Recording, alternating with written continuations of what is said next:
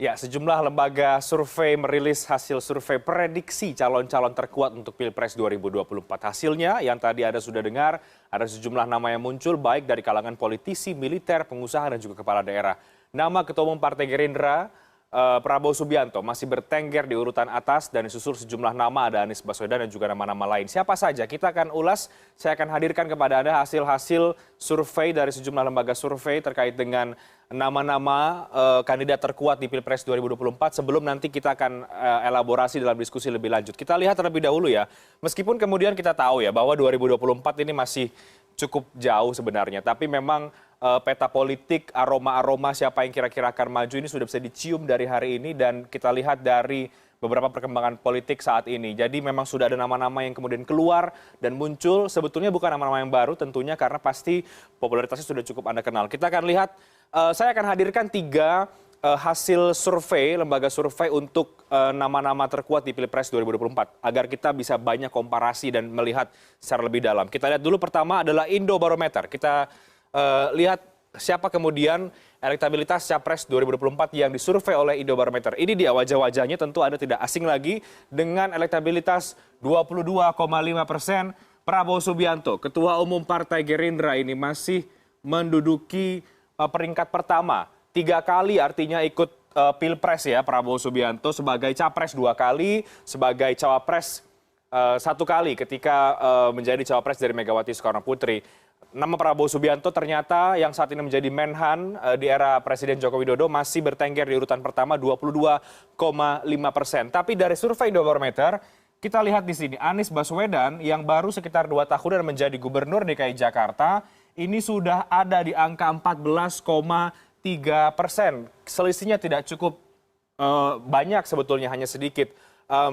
Terlebih Anies juga belum pernah ikut Pilpres ya, meskipun namanya sempat digadang-gadang kemarin, tapi kemudian Prabowo bersanding dengan Sandiaga Uno. Artinya 2 terbesar masih Prabowo dan juga Anies Baswedan versi Indobarometer. Kemudian kita lihat lagi 4 nama yang di bawah, karena politik itu kan art of possibility. Jadi banyak sekali kemungkinan. Belum tentu kemudian survei tertinggi adalah 2 nama ini, tapi kemudian nama-nama lain kita kesampingkan.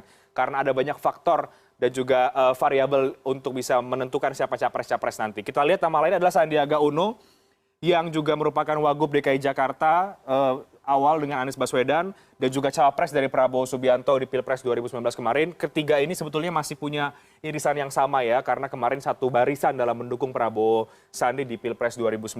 Kemudian Ganjar Pranowo, ini menjadi nama yang kemudian muncul, Gubernur Jawa Tengah ini dengan 7,7%. Kemudian di sebelahnya ada Tri Risma hari ini 6,8%, Wali Kota Surabaya saat ini. Dan tentu saja yang sudah menyatakan siap untuk 2024 atau mungkin sudah mulai membangun karir politik sejak menjadi Cagup DKI Jakarta, Agus Harimurti Yudhoyono. Satu-satunya nama yang masih keluar dari basis ataupun kubu Cikes ya, dari Demokrat ada Agus Harimurti Yudhoyono. Sementara dari PDI Perjuangan kita lihat ada 2 nama yang moncer di sini, Ganjar dan juga Tri Risma hari ini. Ini versinya Indobarometer, 22% Prabowo Subianto, nomor 2 adalah Anies Baswedan. Kita lihat survei yang lain sebagai pembanding bagi Anda.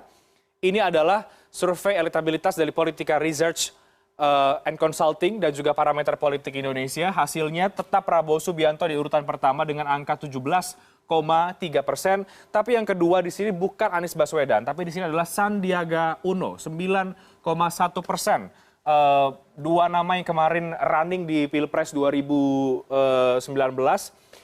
bersanding tapi kemudian kalah dengan pasangan Jokowi Ma'ruf. Dan nomor 3 adalah Ganjar Pranowo, Gubernur Jawa Tengah. Baru kemudian Anies Baswedan ini masuk di urutan keempat sekitar 7,8%. Dan Agus Harimurti Yudhoyono menyusul di urutan kelima dengan elektabilitas saat ini 5,4%. Ini adalah pilihan responden jika kemudian Pilpres dilakukan pada hari ini. Jadi dari komposisi 2 saja kita sudah lihat ada beberapa perbedaan. Pertama adalah soal elektabilitas angkanya ya. Angkanya mungkin berbeda, urutannya juga berbeda. Di sini Anies ada di urutan keempat 7,8%. Kalau tadi kita dengarkan dari Parameter Politik Indonesia mengatakan bahwa memang salah satu faktor yang membuat elektabilitas Anies adalah anjlok adalah soal banjir.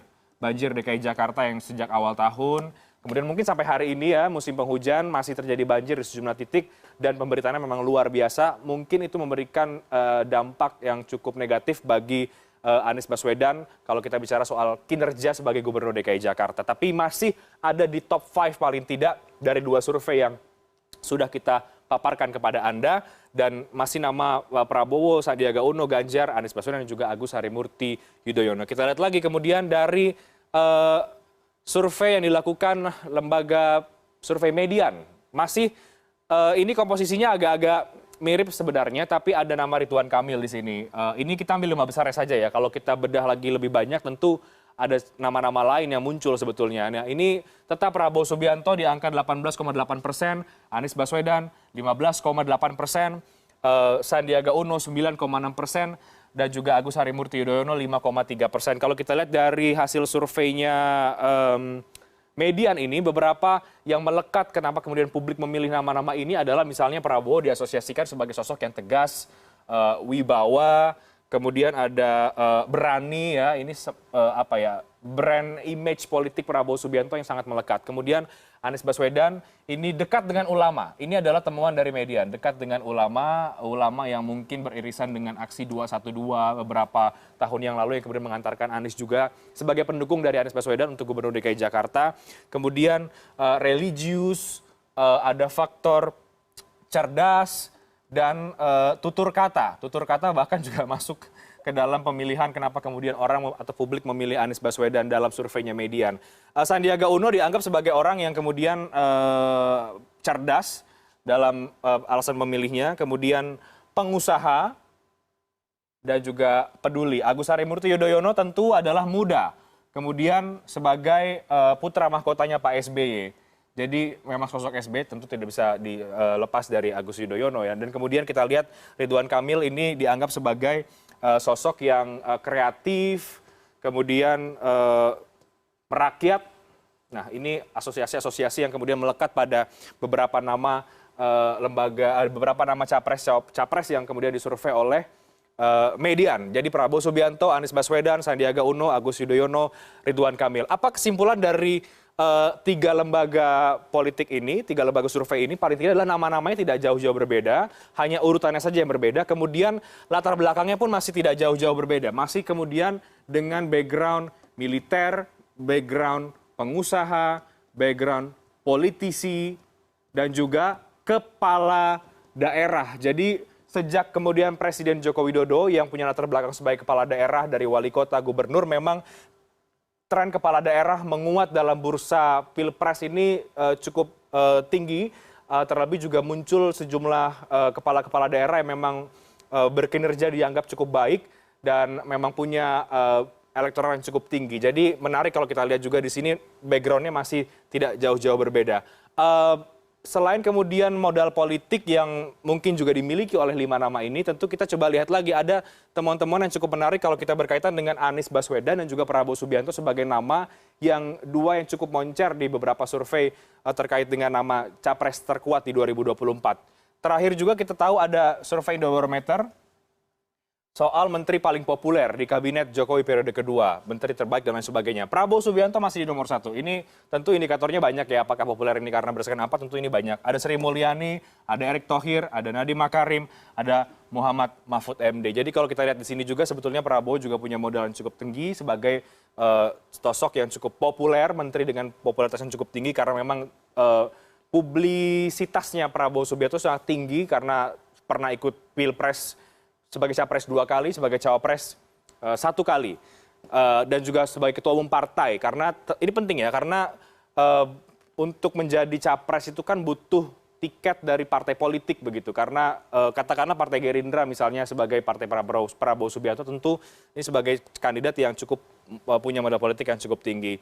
Kemudian kita lihat kepala daerah dengan elektabilitas tertinggi sebagai capres di Pilpres 2024, Anies Baswedan. Ini Ganjar Pranowo ya, maaf ini typo, kita Ganjar Pranowo di sini. Kemudian Ridwan Kamil 8,2%, Tri Risma hari ini. Ini yang tadi saya katakan bahwa muncul kepala-kepala daerah yang menarik perhatian publik dan kemudian namanya popularitas juga cukup tinggi, kemudian juga punya peluang di 2024. Nama-nama inilah yang kemudian muncul di survei. Ini semuanya memang kepala-kepala daerah di Pulau Jawa. Jadi menarik untuk kita bahas lebih jauh apa kemudian membuat nama Prabowo Subianto, nama Anies Baswedan, kemudian nama-nama kepala daerah yang lain atau nama-nama yang tadi muncul ini patut diperhitungkan dalam Pilpres 2024 nanti.